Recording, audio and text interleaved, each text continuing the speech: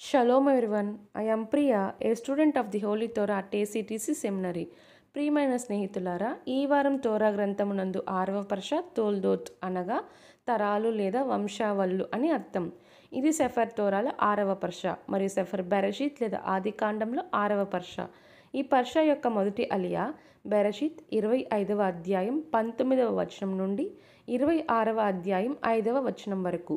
ఈ మొదటి అలియాలో 20 సంవత్సరాలు రిబ్కా పిల్లలు లేకుండా ఉండగా ఇజ్జాక్ ఎలోహింకు ప్రార్థిస్తారు. ఎలోహిం 2 కవలలను ఇస్తారు. వారు ఆమె గర్భంలో పెనుగులాడుతుంటారు.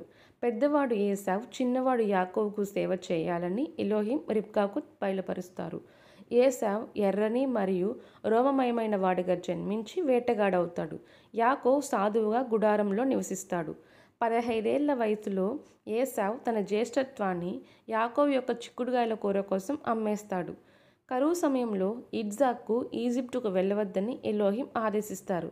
అబ్రహాం యొక్క ఆశీర్వాదాలను ఇస్తానని వాగ్దానం చేస్తాడు. ఇజ్జాక్ గెరార్లో నివసించి విత్తనం వేసి 100 రెట్లు పంట పొందుతాడు. ఎలోహిం అతన్ని గొర్రెలు, పశువులు, దాసులలో గొప్పగా సమృద్ధిగా చేస్తాడు.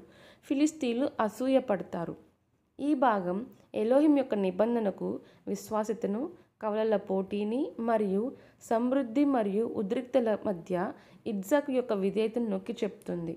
ప్రియమైన స్నేహితులారా, మరిన్ని తోరా పాఠాల కోసం మా యూట్యూబ్ ఛానల్ను సబ్స్క్రైబ్ చేయండి. షలోమ్ లెహిత్రోత్.